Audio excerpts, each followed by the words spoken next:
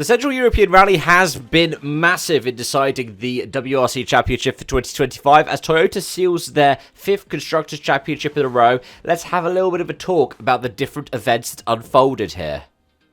I think it's best that we start off by talking about the Toyota squad, the 5 different drivers, because they all had some different stories. Sami Päivärinta had the quietest of the bunch, I would say, because one of the main things that stood out for Päivärinta was the changes in conditions. I mean, he ended up being the last of the kind of lead pack of Rally 1 cars, with Josh McAleen 3.5 minutes further back. But yeah, he ended the rally 10 seconds behind Adrian Fourmeau, who was struggling with the i20. We'll talk about Hyundai in a moment. Taki Katsuta picked up a couple of stage wins. He's been showing good pace, and I believe that he could go for a podium, or potentially even challenge for the win at his home rally in Japan in a couple of weeks' time. Elfyn Evans managed to get that charge at the last moment to overcome a 5-second stage 1 penalty, wasn't it? I think it might have been stage 2 for clipping a hay bale. But he managed to overcome that to beat Oid Tanak to 2nd place in what was Scott Martin's 200th WRC start. He's going for that record, isn't he? The Mika Antala record. I think he might even be about to surpass it, if he hasn't already. Carlo Rompera, let's talk about him. The winner. He's not the championship leader. Elfyn Evans has taken that championship lead back, but this is boding quite well for his upcoming transition to circuit racing. He's been doing really well on sealed surface events this year. He saw off Ogier before Ogier's accident, which we'll talk about well, right after this. But he was really good at Islas Canarias, and he won every stage, and that's the closest to circuit racing that you see. As for Ogier, it was almost an uncharacteristic mistake. The reason why I say almost is because there was another factor for it, that factor being the puncher that he'd picked up just before he went off. But the "ce n'est pas possible" that he was exclaiming, he doesn't tend to exclaim like that when he's crashed. He crashed the CER last year and it wasn't the same kind of reaction. This time he knew, because he was in the championship lead. He knew he had the chance to extend that lead. If not, potentially open up a way for him to seal the championship in Japan. It had been that good, but now he is back in joint 2nd in the championship and just over a dozen points behind the championship leader, which is another one of the Toyotas.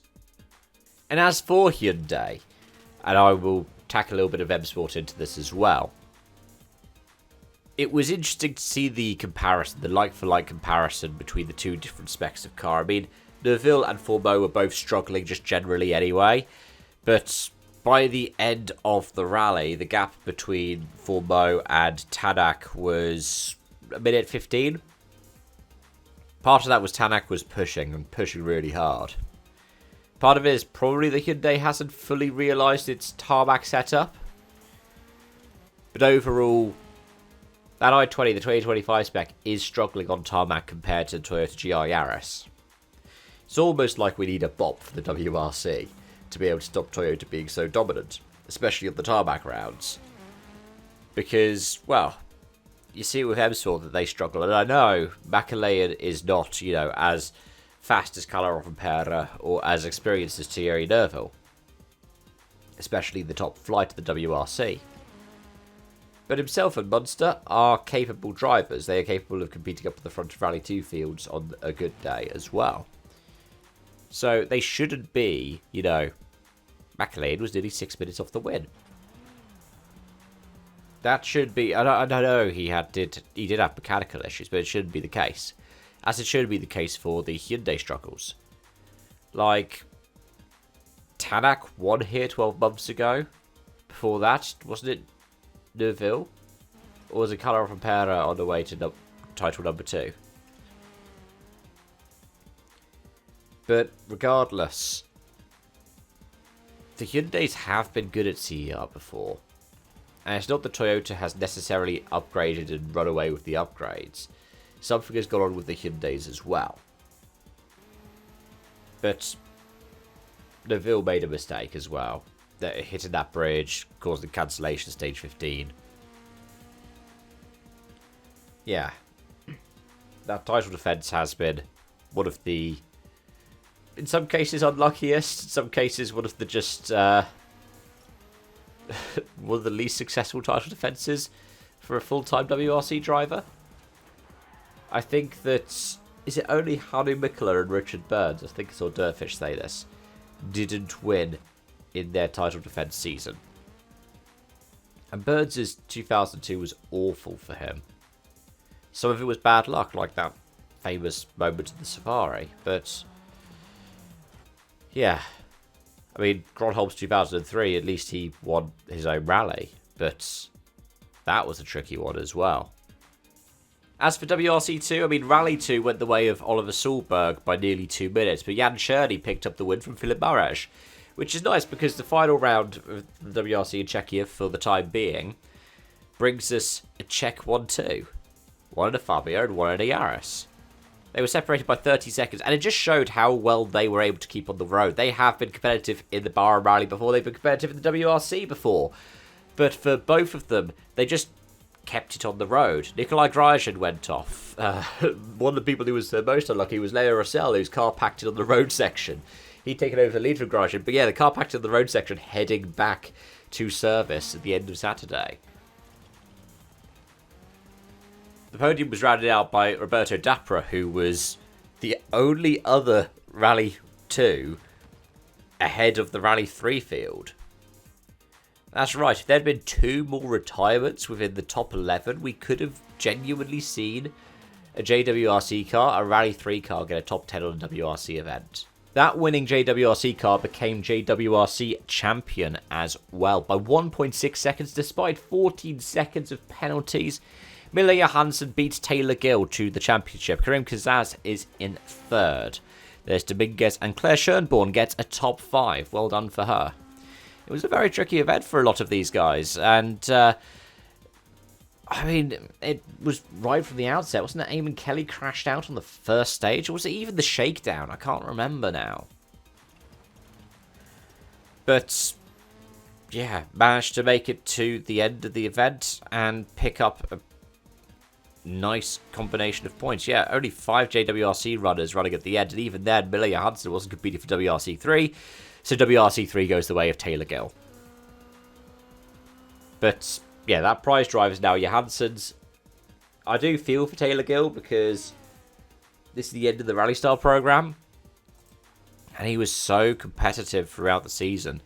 But in the end, it comes down to the way the bonus points fall, the stage win points fall, and the fact that it's double points. So what would have been 3 points before you consider adding in the stages, and I think Gill won one more than Johansson. It ends up being, what, 4 points? You do have to feel for Taylor Gill on that one. Ali Turkan also picked up a couple of stage wins, but crashed on Sunday. But let's talk standings quickly. Very quickly, we'll talk about the manufacturers. It goes the way of Toyota, 632 to 464 for Hyundai with 2 rounds to go. Now that's because Neville crashed and Tanak isn't scoring points to the manufacturers here. He's just going all out for the drivers. It's nice to see all the Toyota crews on the podium with Juha Kankkunen, who can now celebrate as deputy team principal, winning the championship as a driver and as a team manager. Shame Matti Latvala couldn't be there to celebrate as well with the team, but I'm sure they're putting something together for Rally Japan. As for the drivers' standings, it is going to be close. And the same for the co-drivers' standings, because everybody's had the same co-drivers all year. So Ogier's on 234 alongside Kalarov and Pera, but the more wins puts Ogier ahead on countback. I think it's, what, 4-3 now? Is it 4-3? Or is it even... It's 5-3, isn't it? But Elfyn Evans takes the championship lead back. He's on 247 points. So yeah, 13 points between them. Tanak is 197 points, 50 points off the championship lead. So he needs a really good Rally Japan, otherwise he's going to be knocked out. It could even be a 3-way title fight between the person who has been the nearly champion several times over and Toyota's 2 world champions. It really could be, and that is highly possible. I think that is probably the most likely outcome that we'll see here. Thierry Neuville is now out of contention, so it is mathematically only a 4-horse race with 2 rounds remaining. But elsewhere, Katsu's on 110, Forbo's on 96, Pyre's on 79, Oliver Solberg's on 64, then Macalean on 26, Munster on 25, and Sesks on 16, the same as Johan Roussel, a couple ahead of Greensmith on 14, and Grosjean on 10. Either way, folks, those are my thoughts, feelings, and observations. Thank you so much for watching and joining, and as always, until next time, it's bye-bye for now.